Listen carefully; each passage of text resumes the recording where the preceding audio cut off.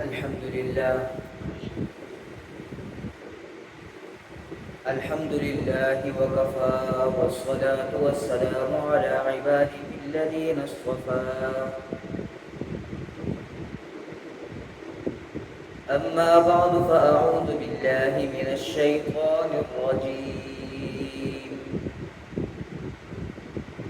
بسم الله الرحمن الرحيم قل هل يستوي الذين يعلمون والذين لا يعلمون صدق الله العظيم. وقال النبي صلى الله تعالى عليه وسلم خيركم من تعلم القرآن وعلمه أو كما قال عليه الصلاة والسلام. سب ایک دفعہ درود شریف پڑھ لیجیے. اللہم صل علی محمد.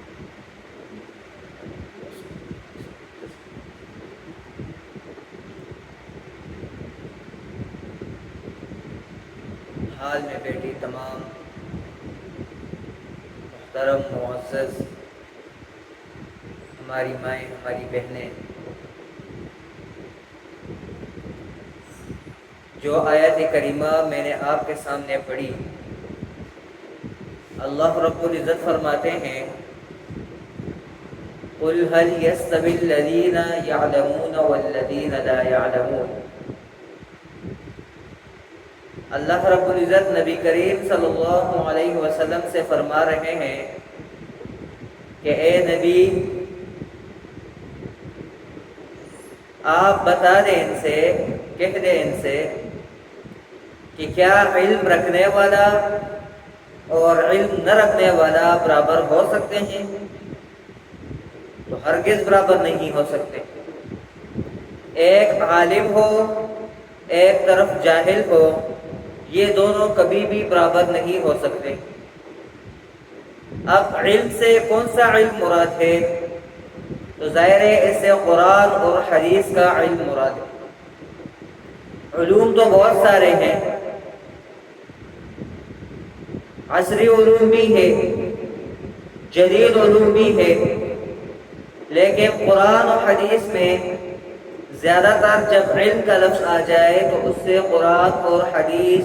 اور فقہ کا علم ہی مراد ہوتا ہے.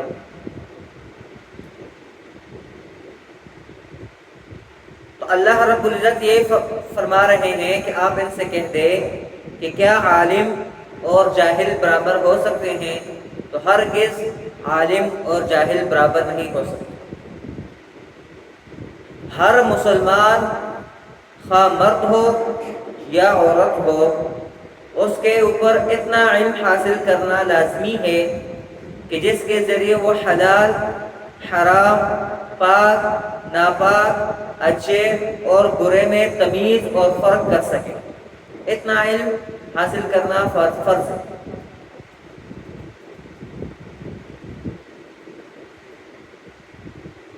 ایک طرف ایک آدمی ہے، مرد ہے یا عورت ہے، جس کے پاس قرآن کا بھی علم ہے، حدیث کا بھی علم ہے، فقہ کا بھی علم ہے، سیرت کا بھی علم ہے، اس کو طلاق کے مسائل کا بھی پتہ ہے، اس کو نماز کے مسائل کا بھی پتہ ہے، اس کو روزوں کا بھی پتہ ہے، اس کو حج کا بھی پتہ ہے، اس کو جہاد کا بھی پتہ ہے، زکوٰۃ کا بھی پتہ ہے، صدقات کا بھی پتہ ہے.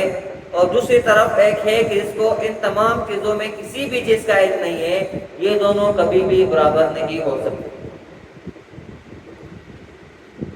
حدیث شریف میں آتا ہے، نبی کریم صلی اللہ علیہ وسلم نے فرمایا ہے کہ جو آدمی علم حاصل کرنے کے لیے گھر سے نکلتا ہے، ظاہر ہے اس سے مرد و عورت دونوں مراد ہیں. تو جو علم حاصل کرنے کے لیے گھر سے نکلتے ہیں تو فرشتے ان کے قدموں کے نیچے پر بچھاتے ہیں. فرشتے جن کے قدموں کے نیچے پر بچھاتے ہوں تو خود سمجھ لینا کہ وہ لوگ اللہ کے ہاں کتنے محبوب ہوں. ایک حدیث شریف میں آتا ہے کہ جو علم حاصل کرنے کے لیے نکلتا ہے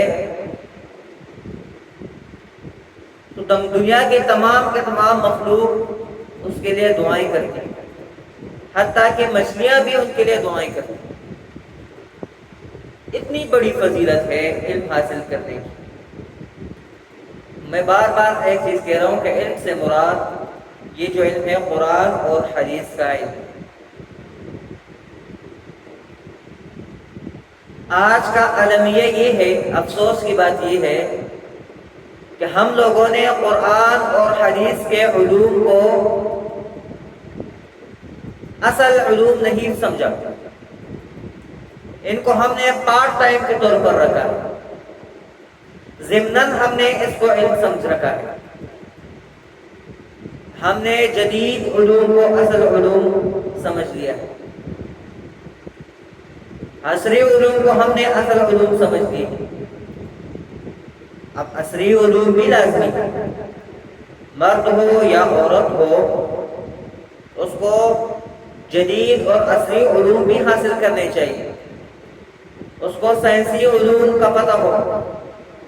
اس کو فزکس کا پتہ ہو، جتنے بھی جدید علوم ہے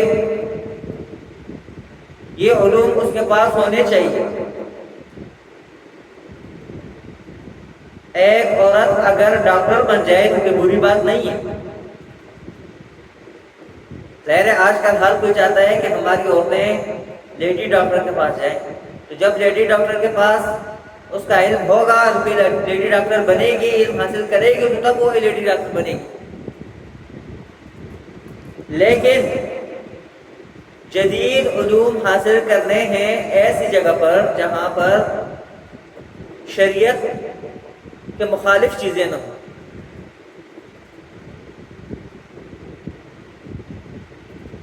میں نے آپ کے سامنے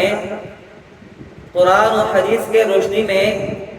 آپ کو بتا دیا کہ قرآن اور حدیث کے علوم حاصل کرنے کے اوپر کیا کیا فضیلتیں ہیں۔ حدیث شریف میں نبی کریم صلی اللہ علیہ وسلم نے فرمایا خیرکم من تعلم القرآن وعلم، تم میں سے بہترین وہ ہے کہ جو خود بھی قرآن سیکھے اور دوسروں کو بھی سکھائے۔ بہترین شخص قرار دے دیا گیا۔ ایک حدیث شریف میں آتا ہے نبی کریم صلی اللہ علیہ وسلم نے فرمایا کہ ایک عالم،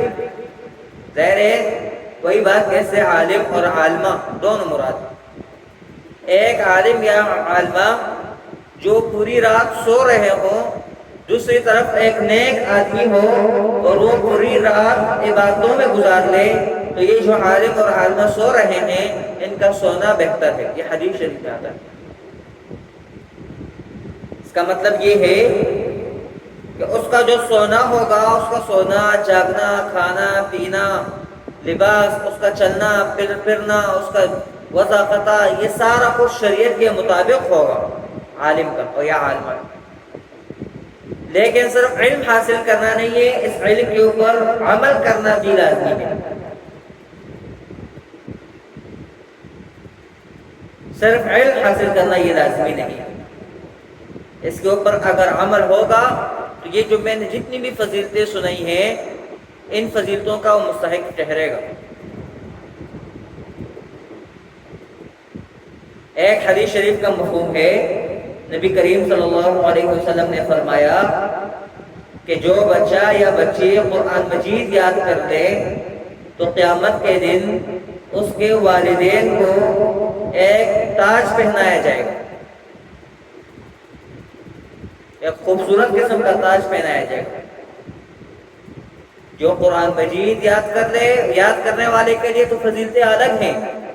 جو یاد کر لے تو اس کے والدین کے لیے بھی اتنی بڑی فضیلت ہے کہ اس کے والدین کو ایک تاج پہنایا جائے گا۔ اور ایک حدیث شریف میں آتا ہے کہ جو قرآن مجید کا حفظ کر لیں تو قیامت کے دن اسے کہا جائے گا کہ جاؤ اور تمہارے خاندان میں سے وہ 10 آدمی کہ جن کے اوپر جہنم واجب ہو چکی ہے ان کو بھی ساتھ میں جنت میں لے کر چلے جائیں۔ کتنی بڑی بات ہے۔ اور ایک حدیث شریف میں آتا ہے کہ جو علم حاصل کر لے تو قیامت کے دن اسے کہا جائے گا کہ 70 ایسے آدمیوں کو، پہلے والا 10 آدمی تھا جو قرآن مجید یاد کرے تو ان کو کہا جائے گا کہ 10 ایسے آدمی کو لے جاؤ، اور جو علم حاصل کر لے تو ان کو کہا جائے گا کہ 70 ایسے آدمی کو جن کے اوپر جہنم واجب ہو چکی ہے ان کو بھی جنت میں ساتھ میں لے کر چلے جاؤ۔ اتنی بڑی فضیلت ہے عالم اور عالمہ کی، اتنی بڑی فضیلت ہے، لیکن اپنے علم کے اوپر عمل کرنا بھی لازمی ہے۔ دوبارہ میں یہ کہہ رہا ہوں، صرف علم حاصل کرنا نہیں ہے، اس علم کے اوپر عمل بھی ہو۔ علم حاصل کرنے کے بعد بھی اگر والدین کی قدر دل میں نہ ہو، نماز کی اہمیت دل میں نہ ہو، زکوٰۃ کی اہمیت دل میں نہ ہو، قرآن کا پتہ نہ ہو، حدیث کا پتہ نہ ہو، عورت ہو اپنے ساس سسر کی خدمت نہ کرے، عورت ہو اپنے ساس سسر کی کوئی قدر اس کے دل میں نہ ہو، ان سے بدتمیزی کرے، یا کوئی مرد ہو یا عورت ہو جو علم حاصل کرے اور اپنے والدین سے تمیز سے پیش نہ آئے، ایسے علم کی کوئی حقیقت نہیں، ایسا علم بیکار ہے۔ تو علم تو حاصل کرنا ہے، قرآن کا بھی حدیث کا بھی، لیکن ساتھ میں عمل اس کے اوپر لازمی ہے۔ بہرحال اتنی بڑی فضیلتیں جو میں نے قرآن اور حدیث کی روشنی میں بتا دیا آپ کو، کہ ایک تو جو قرآن اور حدیث کا علم حاصل کرے ان کے لیے اتنی بڑی فضیلتیں، اور پھر جو قرآن اور حدیث کا علم حاصل کرے اس کے والدین کے لیے بھی فضیلتیں ہیں، اور پھر جو قرآن اور حدیث کا علم حاصل کرے تو اس کو اتنی بڑی اپرچونٹی ملے گی تو اس کو کہا جائے گا کہ 10 آدمیوں کو یا 70 آدمیوں کو بھی ساتھ میں جنت میں لے کر چلے جائیں۔ لیکن افسوس کی بات ہے کہ اس علم کو ہم نے کچھ سمجھ نہیں رکھا، اس علم کو ہم نے ضمناً رکھا ہوا ہے، اس علم کو ہم کچھ سمجھتے ہی نہیں ہیں۔ وقت ملا، ٹائم ملا تو ہم یہ علم حاصل کرنے چلے جاتے ہیں، قرآن و حدیث پڑھنے ہم چلے جاتے ہیں، وقت نہیں ملا تو چھوڑ دیں۔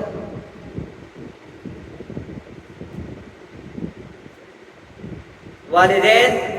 اپنے بچوں کو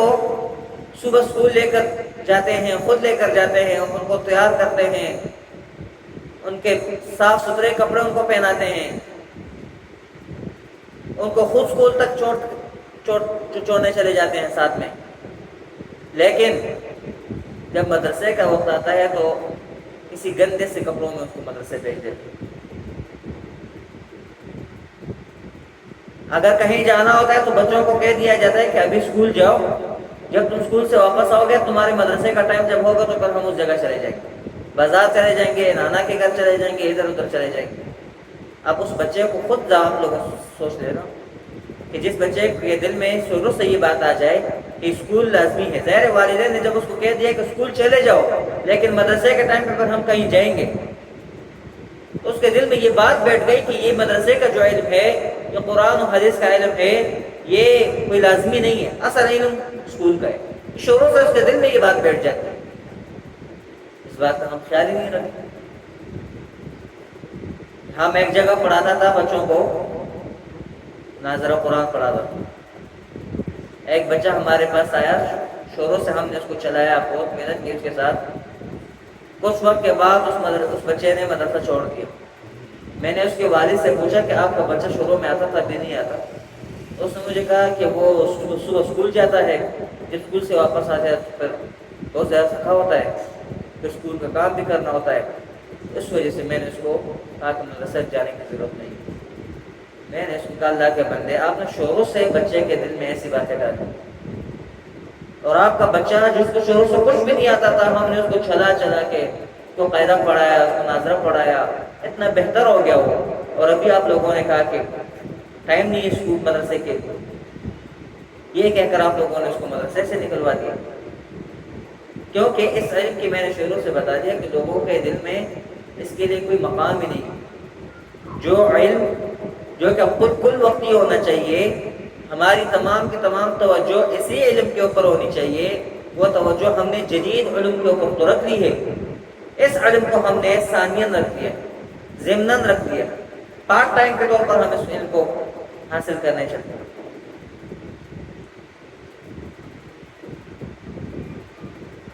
اب قرآن و حدیث حاصل کرنے کے والے کے لیے اور اس کے والدین کے لیے اگر اتنی بڑی بڑی فضیلتیں ہیں، تو اس کے برخلاف جو والدین اپنے بچوں کو قرآن اور حدیث کے علوم نہیں دلواتے ہیں، تو ان کے لیے پھر آخرت میں ان سے پوچھا بھی جائے گا۔ یہ بات بھی یاد رکھیں، صرف فضائل نہیں ہے بلکہ پھر پوچھا بھی جائے گا کہ کیا آپ نے اپنے بچوں کو ایسی اپرچونٹی دی تھی کہ وہ دین کا علم حاصل کریں، یا ساری توجہ آپ لوگوں نے جدید علوم کے اوپر رکھ دی تھی؟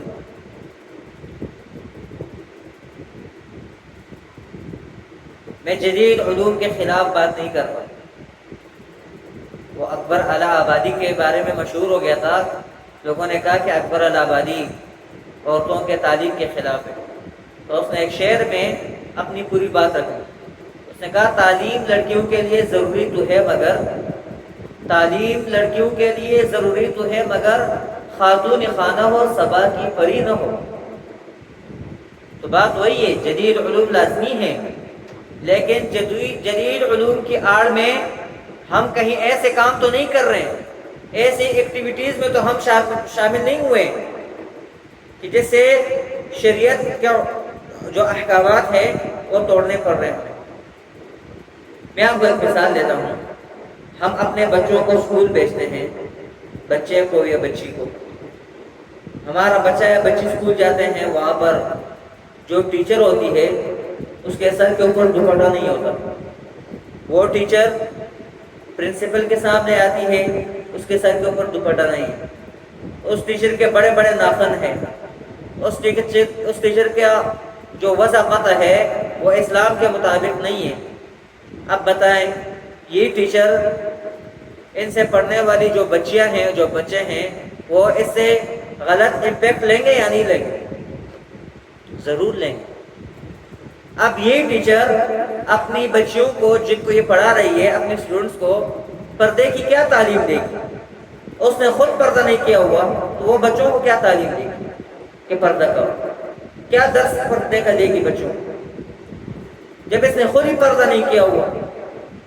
جب اس کا وضع قطع خود شریعت کے مطابق نہیں ہے؟ تو یہ اپنے بچوں اور بچوں کو کیا یہ درس دے گی کہ تم شریعت کے مطابق اپنا وضع قطع رکھو؟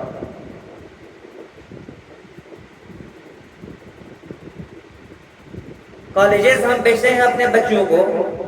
کالجز میں مخلوط ماحول ہوتا ہے، بچے بچیاں مکس بیٹھے ہوتے ہیں، تو یہ ہم خود اپنے بچوں کو ایسی جگہ بھیج رہے ہیں کہ جہاں سے شریعت کے احکامات توڑنے پڑ رہے ہیں۔ یونیورسٹیز میں یہی ماحول ہے، مخلوط نظام ہے، مخلوط ماحول ہے، نماز کا کوئی اتا پتہ نہیں۔ تو ہم خود اپنے بچوں کو اور بچیوں کو ایسا ماحول پرووائڈ کر رہے ہیں کہ جہاں سے وہ شریعت کے مطابق نہیں چلیں گے بلکہ وہ شریعت کے خلاف ہو جائیں گے۔ میں یہاں اسکول میں پڑھاتا تھا، اسلامیات کی کتاب جب میں پڑھاتا تھا، جب بچے ریڈنگ کرتے تھے تو ریڈنگ کرتے کرتے جب قرآن مجید کی آیت آ جاتی تھی یا کوئی حدیث آ جاتی تھی تو بچے اس کو اسکپ کر کے آگے چلے جاتے تھے، اس کو چھوڑ دیتے۔ میں نے بچوں سے پوچھا کہ تم لوگ اسکپ کیوں کرتے ہو؟ تو قرآن مجید کی آیت آ رہی ہے، یہ تو پڑھو نا، یہ تو لازمی ہے، قرآن مجید کی آیت ہے نا، یہ حدیث ہے نا۔ وہ کہتے تھے کہ جب ہمیں پہلے کوئی جو ٹیچر پڑھاتی تھی وہ ہمیں کہتی تھی کہ چھوڑو اس کو، آگے چلے جاؤ، یا قرآن مجید کی کوئی آیت آتی تھی یا حدیث آتی تھی تو ہمیں کہتے تھے کہ چھوڑو آگے چلے جاؤ۔ پھر میں نے اسکول کے پرنسپل صاحب کو بتایا، میں نے کہا کہ آپ اس پر غور کریں کہ جو بھی ٹیچر آئے اس کو شروع سے سمجھائے کہ اگر قرآن مجید کی آیت آئے گی یا حدیث آئے گی تو رات سے جس طرح آپ مکمل اس ریڈنگ کی تیاری کرتی ہو تو ساتھ میں اس کی بھی تیاری کر لیا کرو، تاکہ کل آپ کو بچوں کو یہ کہنا نہ پڑے کہ اس کو چھوڑ کے آگے چلے جاؤ، کیونکہ اس ٹیچر کو خود وہ آیت نہیں آ رہی تو وہ بچوں کو کیا کہے گی کہ پڑھ لو، اسی وجہ سے وہ پھر کہتی ہے کہ آگے چلے جاؤ، چھوڑ دو اس کو۔ بہت بڑا عالم یہ ہے۔ ہم خود ایسا ماحول پرووائڈ کر رہے ہیں، تو والدین کے ذمہ یہ لازمی ہے کہ اپنے بچوں کو قرآن اور حدیث کے تعلیم، ان کے علوم دلوائیں، تاکہ آپ کے بچے بڑے ہو جائیں، بچے ہوں بچیاں ہوں بڑے ہو جائیں، تاکہ بعد میں پھر وہ ان کو قرآن و حدیث کا پتہ ہو، ان کے عقائد صحیح ہو، ان کو پتہ ہو کہ اللہ کون ہے، اللہ کے متعلق ان کا عقیدہ ٹھیک ہو، رسول اللہ صلی اللہ علیہ وسلم کی رسالت کا اس کو پتہ ہو، ان کو پتہ ہو کہ صحابہ کرام کون تھے، ان کی دین کے لیے کیا کیا قربانیاں کی، ان کو پتہ ہو کہ اہل بیت کون تھے، ان کو پتہ ہو کہ قرآن و حدیث کیا ہے، ان کو پتہ ہو کہ ہم نے نماز کیسے پڑھنی ہے، ہم نے وضو کیسے کرنا ہے، استنجا کیسے کرنا ہے، غسل کیسے کرنا ہے، یہ تمام چیزوں کا ان کو پتہ ہو۔ لیکن المیہ یہ ہے کہ نہ ہم خود قرآن و حدیث کے علوم سیکھتے ہیں اور نہ سیکھنے کی کوشش کرتے ہیں، نہ ہم نے سیکھا ہوتا ہے، اور نہ ہم اپنے بچوں کو ایسا ماحول دیتے ہیں کہ وہ قرآن و حدیث کے علوم سیکھیں۔ ہر کوئی یہ تو چاہتا ہے کہ میری بیٹی یا میرا بیٹا ڈاکٹر بنے، انجینئر بنے، جدید علوم سیکھے، AI سیکھے، لیکن قرآن و حدیث سیکھنے پر کوئی غور نہیں کرتا۔ یہ بہت بڑا المیہ ہے۔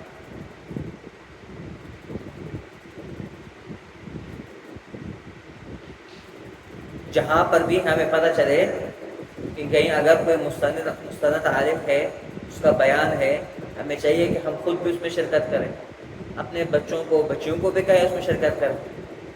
اپنے بچوں کو مسجد بھیجیں، ٹائم پر بھیجیں، خطبے کے لیے بھیجیں، جمعے کے دن تقریر ہوتی ہے، اپنے بچوں کو کہیں کہ اس تقریر میں شامل ہو جائے، تاکہ دین کے کچھ باتیں ان کے ذہن میں تو آئیں۔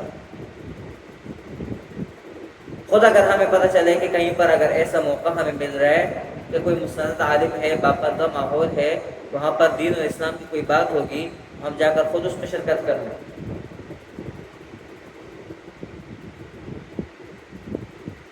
ہم خود گھر میں ان چیزوں کو، تمام جو شریعت کے جتنے بھی احکامات ہیں، ان کو اپنے اوپر بھی لاگو کریں، اپنے بچوں کے اوپر بھی لاگو کریں، تو ہم سب کا فریضہ ہے۔ حدیث شریف میں آتا ہے، نبی کریم صلی اللہ علیہ وسلم نے فرمایا، الا کلکم راع وکلکم مسئول عن رعیتہ، کہ خبردار تم میں سے ہر ایک نگہبان ہے، اور تم میں سے ہر ایک سے اپنے رعایا کے متعلق پوچھا جائے گا۔ والدین سے قیامت کے دن ان کے بچوں کے متعلق پوچھا جائے گا کہ تمہارے بچے اس طرح غیر شرعی سرگرمیوں میں ملوث تھے، کیا تم نے ان کو کبھی روکا؟ کیا تم نے اپنے بچوں کو قرآن و حدیث کے علوم سیکھنے کے لیے بھیجا؟ ہمارے گھروں کے اندر قرآن مجید تو پڑھا ہوتا ہے، کوئی پڑھنے والا نہیں ہوتا، یا کوئی پڑھنے والا اگر ہوتا بھی ہے تو ہمیں پتہ نہیں ہوتا کہ قرآن مجید کا مطلب کیا ہے۔ ہم پڑھ تو رہے ہیں، یا تو غلط پڑھ رہے ہوتے ہیں، کیونکہ ہم نے سیکھا ہے ایسی جگہوں سے کہ غلط پڑھ رہے ہوتے ہیں، حروف کا پتہ نہیں ہوتا، تلفظ کا پتہ نہیں ہوتا، تجوید کا پتہ نہیں ہوتا، اس حرف کو ہم نے کیسے پروناؤنس کرنا ہے اس کا ہمیں پتہ نہیں ہوتا، غلط پڑھ رہے ہوتے ہیں، اور اوپر سے ہمیں اس کا مطلب کا بھی پتہ نہیں ہوتا۔ پڑھ تو رہے ہیں لیکن اس میں اللہ ہم سے کیا کہہ رہا ہے ہمیں پتہ ہی نہیں ہوتا۔ ہم نماز تو پڑھ رہے ہوتے ہیں، لیکن نماز میں ہم اللہ سے کیا کلام کر رہے ہیں؟ غیر نماز اللہ سے باتیں کرنا ہے اصل میں، تو ہم اللہ سے کیا کلام کر رہے ہیں ہمیں کوئی پتہ نہیں ہوتا۔ یہی وجہ ہے کہ نبی کریم صلی اللہ علیہ وسلم نے فرمایا، حدیث کا مفہوم ہے کہ ایک شخص ہوگا اور وہ کئی سالوں تک اس نے نمازیں پڑھی ہوگی، لیکن وہ نمازیں اس کے منہ کے اوپر مار دی جائیں گی۔ کیوں؟ یا تو اس کی نماز ٹھیک نہیں ہوگی، یا اس کو پتہ ہی نہیں ہوگا کہ میں نماز میں اللہ سے کیا کلام کروں، میں اللہ سے کیا باتیں کر رہا ہوں، اس کو پتہ تک نہیں ہوگا۔